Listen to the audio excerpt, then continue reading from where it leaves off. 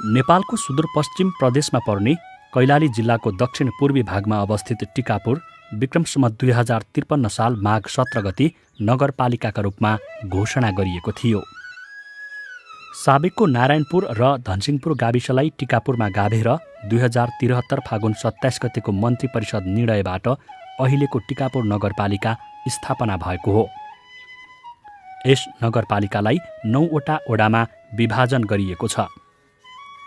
साबिकको धनसिंहपुर गाविसका 9 वटा ओडा समेटेर हाल टिकापुर नगरपालिका ओडा नम्बर 8 बनाइएको छ। यस ओडाको क्षेत्रफल 16.52 वर्ग किलोमिटर रहेको छ। टिकापुर नगरपालिका ओडा नम्बर 8 को पूर्वमा बर्दिया जिल्लाको राजापुर, दक्षिणमा भारतको बहराइच र खिरी जिल्लाको सिमाना जोडिएको छ। उत्तर र पश्चिममा टिकापुर नगरपालिका ओडा नम्बर 9 अवस्थित छ। विक्रम सम्वत 2075 सालमा टिकापुर नगरपालिकामा सम्पन्न भएको घर परिवार तथ्याङ्क सङ्कलन अनुसार यस ओडामा बसोबास गर्ने जनसङ्ख्या 4849 रहेको छ। जनजातिमा थारू बाहुल्यता भएको ओडा नम्बर 8 मा ब्राह्मण, क्षेत्री, दलित, ठकुरी, मधेसी समुदायको बसोबास छ।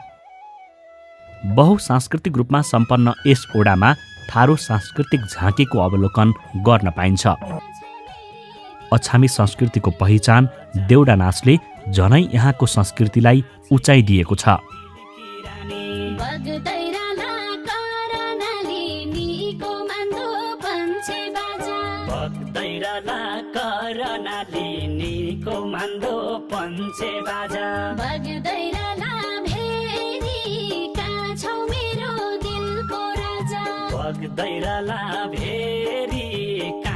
मेरो दिलको राजा बाली बैठल किन लाग्यो निको मान्दो पन्छे बाजा बाली बैठल किन लाग्यो निको मान्दो पन्छे बाजा बाटो हेरी हेरी कहाँ छौ मेरो दिलको राजा।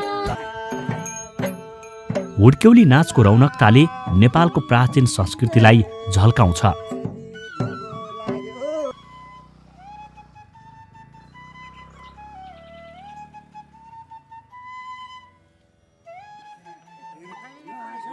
देशको राजनैतिक गतिरोधका कारण नेपालका स्थानीय तहहरू झण्डै 2 दशकसम्म जनप्रतिनिधिविहीन भए। लामो सङ्घर्ष पश्चात विक्रम सम्वत 2074 सालमा स्थानीय तहको निर्वाचनबाट जनताले आफ्ना जनप्रतिनिधि चुने। परिणामस्वरूप जनताले घर दैलोमै सरकारी सेवा सुविधा पाउनुका साथै विकासको अनुभूति गर्न पाए। टिकापुर नगरपालिका ओडा नम्बर 8 मा निर्वाचित भए पश्चात ओडा अध्यक्ष दीर्घबहादुर ठकुल्लाले पनि विकास निर्माणको योजना अघि बढाए। अनि सुरु भयो शिक्षा, स्वास्थ्य, रोजगारी, कृषि, पर्यटन र पूर्वाधार विकासको अभियान। झुटो आश्वासन हामीले जनतालाई केही पनि दिएका थिएनौँ। हामीले के भनेका थियौँ भने तपाईँ हामीलाई जिताउनुहोस्, हामीलाई जिताउनु भयो भने हामी जनताको पक्षमा काम गर्नेछौँ, बोल्ने भन्दा पनि काम गर्नुपर्छ भन्ने कुरा हामी विश्वास गर्छौँ भनेर हामीले भनेका थियौँ। त्यसै अनुसार हामी निर्वाचित भयौँ। शपथ ग्रहण गरिसकेपछि टिकापुर नगरपालिकाको 8 नम्बर ओडालाई एउटा नयाँ मोडल ओडा कसरी बनाउने भन्ने कन्सेप्टबाट हामी अगाडि बढ्यौँ र हामी एकदम जनताप्रति उत्तरदायी भएर जनताको पक्षमा काम गर्न के गर्न सकिन्छ भन्ने दृष्टिकोणले धेरै हामीले तपाईँ योजनाहरू बनायौँ। ओडा नम्बर 8 मा हरेक गाउँसम्म ग्राभेल सडक निर्माण भएका छन्। ओडाभित्रका विभिन्न टोलहरूसम्म सजिलै आवागमनका लागि सडक सञ्जालमा जोड्न रिङ रोड सहितको अवधारणा अनुसार सडक विस्तारको काम भइरहेको छ। टोल टोलमा सडक पुगेको छ। समग्र ओडा नै कच्ची सडक मुक्त बनेको छ। यसले विगतमा धुलाम्मी र हिलोमय हुने सडकहरूबाट जनतालाई उन्मुक्ति दिएको छ। ओडाको प्रवेशद्वारबाट नाली सहितको व्यवस्थित पक्की सडक निर्माण कार्यले तीव्रता पाएको छ। अब खाल्ला थियो, खाल्टा खुल्टी थियो, अब सबै राम्रो भएछ। अहिले हाम्रो अध्यक्षले अलि ठिकै बनाउनु भएछ। जुन ठाउँमा रोड थिएन त्यो ठाउँमा गाउँका जनताहरूलाई बसाएर बैठक बोलाएर वडाका अध्यक्ष दीर्घबहादुर ठकुलाले त्यो ठाउँबाट खेतबाट रोड काटेर गराबिला हालेर पुरा टोटल एकदम राम्रो बनाइसक्नु भएको छ। टिकापुर नगरपालिकाको 8 नम्बर वडाको सूर्यपुरदेखि खकुरोला भन्सारसम्म जोड्ने बाटो एउटा महत्त्वपूर्ण बाटो हुनसक्छ भन्ने दृष्टिले हामीले हेऱ्यौँ र त्यो बाटोलाई हामीले प्रायोरिटीमा राख्यौँ। झन्डै अहिले हामीले यो बाटोलाई 5 किलोमिटर जति हामीले पिच गरिसकेका छौँ। अबको बाटोमा हाम्रो अब थोरै बाँकी छ भनौँ, लगभग 500 देखि 1 किलोमिटर पनि हाम्रो बद्दैन होला। त्यो बाटो हामी कम्प्लिट गर्दैछौँ। त्यसै गरी हामीले भित्री बाटाहरू पनि पिच बनाउन सुरु गरिसकेका छौँ र त्यो बाटो हामीले कमसेकम 20-25 वर्षसम्म त्यो बाटो कन्जस्टेड भयो, साँघुरो भयो भन्ने किसिमले नपरोस् भन्ने दृष्टिकोणले त्यो हामीले ट्र्याक खोल्यौँ। कमसेकम 40 फिट बाटो हामीले खकुरलासम्मै ट्र्याक खोलेर एउटा अगाडि बढाएका छौँ। स्वास्थ्यमा सर्वसाधारणको सहज पहुँचका लागि नमुना स्वास्थ्य ओडाका रूपमा घोषणा भएको छ, जस अन्तर्गत गाउँमै व्यवस्थित धनसिंहपुर स्वास्थ्य चौकी सञ्चालन भइरहेको छ। श्रीलङ्कामा आधारभूत स्वास्थ्य केन्द्र स्थापना भएको छ, जसका कारण स्थानीयहरूले गाउँघरमै निशुल्क स्वास्थ्य सेवा पाइरहेका छन्। त्यसैगरी स्वास्थ्य सरसफाइलाई ध्यान दिएर पुदाल टोलमा विद्युतीकरणसँगै शौचालय निर्माण गरिएको छ। घरमै शौचालय बनेपछि विगतमा शौच गर्नका लागि जोखिम मोलेर जङ्गल कुद्नुपर्ने बाध्यताको अन्त्य भएको छ। हाम्रो टोयलेट पनि अब वहाँ जङ्गलतिर जान्थ्यौँ हामी, घरतिर हाल्थ्यो, राम्रो भयो। फेरि रोड पनि बनाइदियो हजुर, हामीले आउनु जानुमा सजिलो बनिदियो।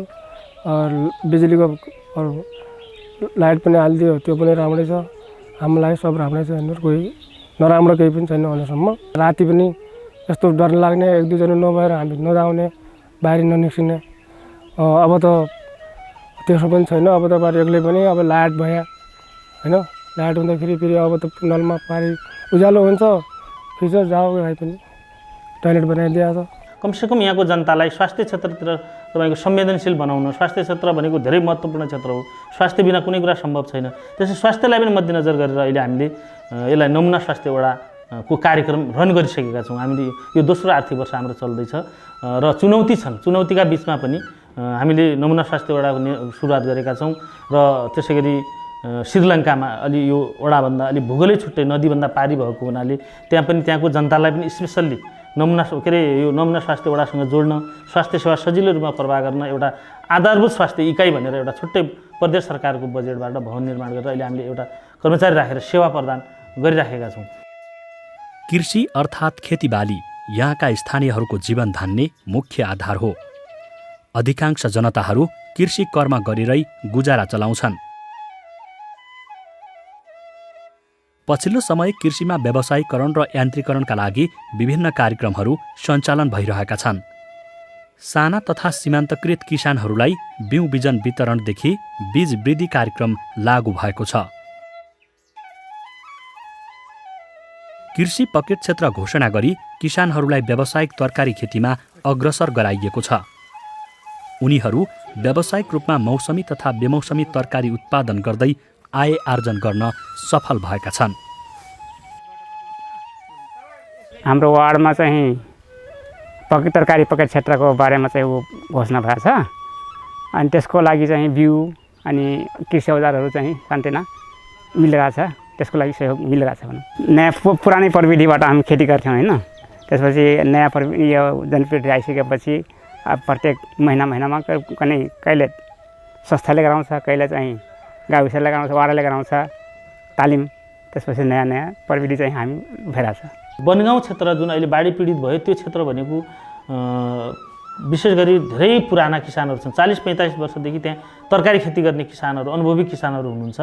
उहाँहरू त व्यावसायिक रूपमा तरकारी खेती गर्दै आउनु भएको छ। त्यो देखेर अहिले पछिल्लो चरण हामीले त्यहाँ तरकारी उत्पादन पकेट क्षेत्र भने यो वडाले एउटा तरकारी उत्पादन पकेट क्षेत्र घोषणा गर्ने नगरसभाबाटै निर्णय गराएर त्यसलाई हामीले विशेष तरकारी उत्पादन पकेट क्षेत्र भनेर घोषणा गरेका छौँ र त्यही अनुसार हामीले कार्यक्रमहरू पकेट क्षेत्रको कार्यक्रमहरू सङ्घीय बजेटबाट पनि हलाइराखेका छौँ। त्यहाँका किसानहरूलाई कमसेकम बेमौसमी तरकारीहरू पनि फलाउनुपर्छ होइन।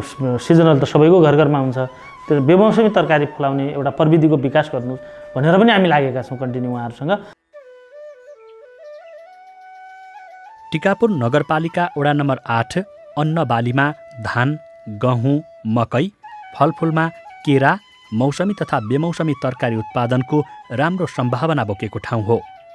त्यसैले धनसिंहपुर कृषि सहकारी संस्थाका माध्यमद्वारा किसानहरूले विभिन्न किसिमका सहयोग पाइरहेका छन्। कृषिमा यन्त्रीकरणका लागि अनुदान स्वरूप एक घर एक पावर टिलर वितरण गरिएको छ।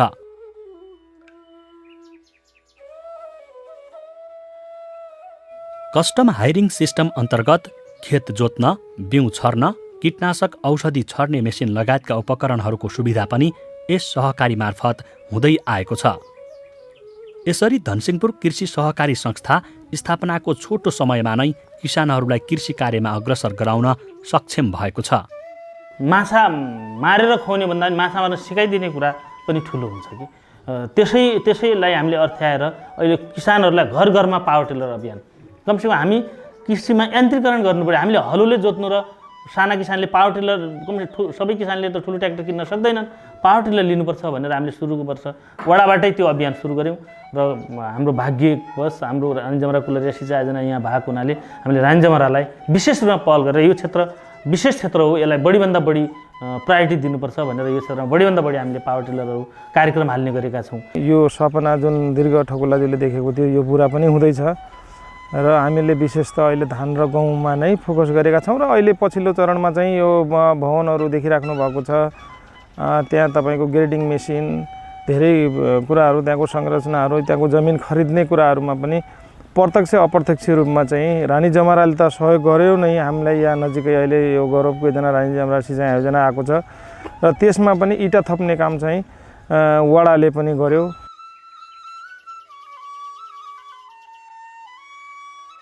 भूमिहीन तथा विपन्न दलित समुदायका लागि घर निर्माण भएका छन्। सुदूरपश्चिम प्रदेश सरकारको अनुदानमा 15वटा दलित नमुना आवास घर बनाइएका हुन्। यी घरसम्म ग्राभेल सडकको व्यवस्था छ। ऊर्जाका लागि विद्युतीकरणको काम पनि सम्पन्न भएको छ। सरकारले नै चिटिक्क परेका पक्की घर बनाइदिएपछि स्थानीय बासिन्दा भने खुसी भएका छन्।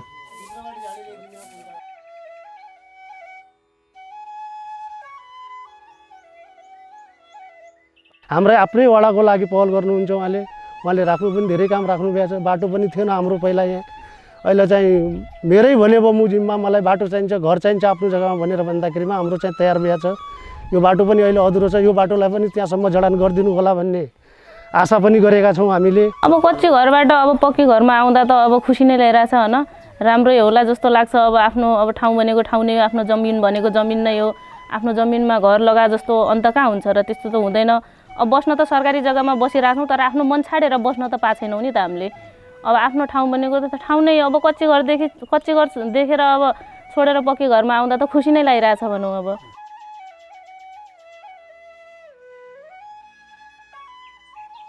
यहाँ सञ्चालित सरकारी विद्यालयहरूमा निशुल्क र गुणस्तरीय शिक्षाका लागि विभिन्न अभियानहरू सञ्चालन भइरहेका छन्। विक्रम सम्वत 2029 सालमा स्थापना भएको त्रिभुवन माध्यमिक विद्यालय बटनपुर यस ओडाकै नमुना शैक्षिक संस्था हो। करिब 600 विद्यार्थी अध्ययनरत विद्यालयमा विज्ञान प्रयोगशाला, कम्प्युटर ल्याब, नियमित पठन पाठन सहित हरित विद्यालयको अवधारणा अनुरूप अध्ययन अध्यापन गराइन्छ। यसका साथै त्रिभुवन मावि भौतिक पूर्वाधारमा समेत अब्बल छ। त्यसै गरी कर्णाली नदीको टापुका रूपमा रहेको श्रीलङ्कामा सञ्चालित कर्णाली राष्ट्रिय प्राथमिक विद्यालयले गाउँमै बालबालिकालाई शिक्षाको पहुँचमा पुर्याएको छ। विक्रम सम्वत 2056 सालमा स्थापना भएको यस विद्यालयमा 60 जना विद्यार्थी अध्ययनरत छन्। हामीले प्रदेश सरकारबाट यो 2 वर्ष अघि एउटा 4 कोठे बिल्डिङ बनायौँ र उहाँहरूकै एउटा सहयोग र समर्थनबाट भनौँ न हाम्रो विद्यालयमा पुस्तकालयको कार्यक्रम यो वर्ष छ। अनि राष्ट्रपति शैक्षिक सुधार कार्यक्रम अन्तर्गत हामीले आइसिटी कार्यक्रम यो वर्ष प्राप्त गरेका छौँ। प्रदेश सरकार मार्फत चाहिँ हाम्रो खानेपानी फिल्टर सहितको खानेपानीको योजना पनि रहेको छ र हामीले यो गेट पनि पहिला हाम्रो दक्षिण दिशातिर फर्केर रहेको थियो र गेट चाहिँ अलि पुरानो खालको थियो र हाम्रो जनप्रतिनिधिहरूकै सहयोगबाट चाहिँ यो गेटलाई हामीले यो पश्चिम दिशा बाटोतर्फ नयाँ बनाएका छौँ। साइन्स ल्याब, लाइब्रेरी अनि कम्प्युटर ल्याब होइन, यी कुराहरूलाई हामीले विशेष गरी जोड दियौँ। किनभने दुनियाँ टेक्नोलोजीसँग जोडिएको छ। यति बेला कमसेकम भित्री सफ्टवेयरका पाटाहरू हामीले कमसेकम भित्री रूपमा हामीले काम गर्दै गयौँ भने शिक्षामा अलिकति गुणस्तरीय शिक्षा हाम्रो बनाउने जुन इच्छा थियो त्यतिर हामी जोड दियौँ। वडा नम्बर 8 को दक्षिणी भाग छिमेकी मुलुक भारतसँग जोडिएको छ। सीमा क्षेत्र जोडिएको ठाउँ सुरक्षाका दृष्टिकोणले संवेदनशील मानिन्छ। सुरक्षा चुनौती सीमा क्षेत्रको एउटा अर्को समस्या हो। यही सुरक्षा अवस्थालाई ध्यानमा राखेर विक्रम सम्वत 2077 साल जेठ 30 गते श्रीलङ्कामा सशस्त्र प्रहरी बल नेपाल BOP स्थापना भएको छ। BOP स्थापना भएपछि स्थानीयहरूले शान्ति सुरक्षाको प्रत्याभूति गरेका छन्। कुनै बेला आफू असुरक्षित भएर पनि सीमा रक्षाको सिपाही बनेका श्रीलङ्कावासी BOP स्थापना हुँदा ढुक्क भएका छन्। यस ओडाको 2वटा स्थानमा BOP स्थापना भएका छन्। यसका साथै श्रीलङ्कामा सडक विस्तार र विद्युतीकरण गरिदिएपछि यहाँका स्थानीयलाई झनै सहज भएको छ।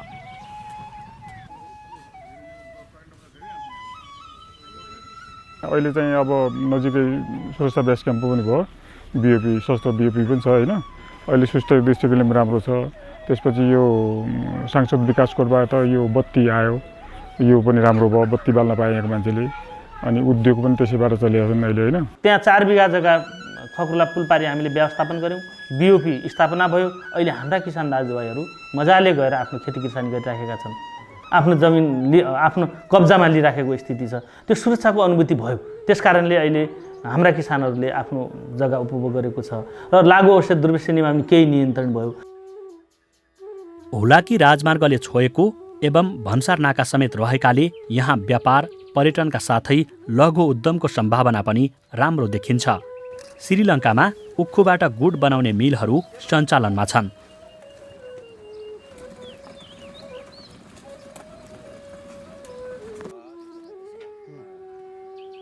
यहाँ सञ्चालित गुड मिलमा थुप्रैले रोजगारी पाएका छन्।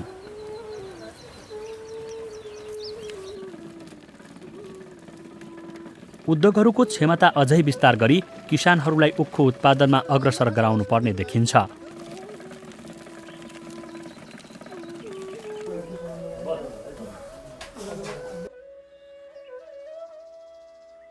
किसानहरूलाई उखु उत्पादन गर भनेर त्यो माहौल बनाइदिने हो भनेपछि नगदे बाली उखु भएका कारणले किसानको प्रत्यक्ष के अरे जीवन स्तरमा उक्सने र आर्थिक समृद्धि ल्याउने सम्भावना र यो क्षेत्रमा रोजगारी हुने सम्भावना। एउटा मिल ठुलो चिनी मिल लाग्ने हो र चिनीमा पनि आत्मनिर्भर हुने। त्यसै गरी हामी उखु लगाउने साथीहरू गुडमा पनि राज्यलाई आत्मनिर्भर हुने, राज्यलाई पनि केही योगदान हुने र व्यवसायलाई पनि फाइदा हुने र यहाँका जनताहरूलाई पनि रोजगार पाउने र आर्थिक समृद्धि हुने सम्भावना एकदमै प्रबल सम्भावना छ। नेपालकै लामो नदी कर्णाली वडा नम्बर 8 भएरै बग्छ। यो नदी मानव सभ्यताको इतिहाससँग पनि जोडिन्छ। धेरैको आस्था र जीवन कर्णाली नदीसँग गाँसिएको छ। मानिसको मृत्यु पश्चात यही कर्णालीमा अन्तिम संस्कार गरिन्छ। अहिलेसम्म कर्णाली नदीका कुनै पनि ठाउँमा मृत्यु संस्कार गर्नका लागि व्यवस्थित मसानघाट छैन। टिकापुर नगरपालिका वडा नम्बर 8 मा व्यवस्थित मसानघाट बनाइएको छ। व्यवस्थित मसानघाट बनाएपछि अन्तिम संस्कार गर्न सहज भएको छ। नगरका वडा नम्बर 6, 7, 8 र 9 का स्थानीयहरूले यहाँ बनाइएको मसानघाटमा शवदाह गर्दै आएका छन्। अब हामीले तपाईको मसानघाटहरू अब नदीकै छेउमा निर्माण गरेका छौँ, जुन तपाईको जहाँ पाए त्यही मान्छेहरू लास लिएर जलाउने जुन प्रवृत्ति थियो त्यसलाई एक ठाउँमा केन्द्रित गऱ्यौँ। अहिले 6, 7, 8, 9 नम्बर 4 वडाको अहिले हामीले त्यहाँ मसानघाट निर्माण गरेर एउटा तपाईको व्यवस्थित गर्ने प्रक्रिया अगाडि बढाएका छौँ। प्राकृतिक प्रकोपका दृष्टिकोणले टिकापुर नगरपालिकाको वडा नम्बर 8 जोखिमपूर्ण बस्तीका रूपमा रहेको छ। वर्षेनी कर्णाली लगायतका नदीको बाढी र कटानीको समस्याबाट ग्रसित हुनु यहाँको पीडादायी वास्तविकता हो। कटानका कारण यस क्षेत्रको सयौं हेक्टर जमिन बगर बनेको छ। कर्णाली र मोहना नदीले घेरिएकोले स्थानीय बासिन्दाहरूका लागि बाढी र नदी कटान एउटा त्रासदी बन्न पुगेको छ।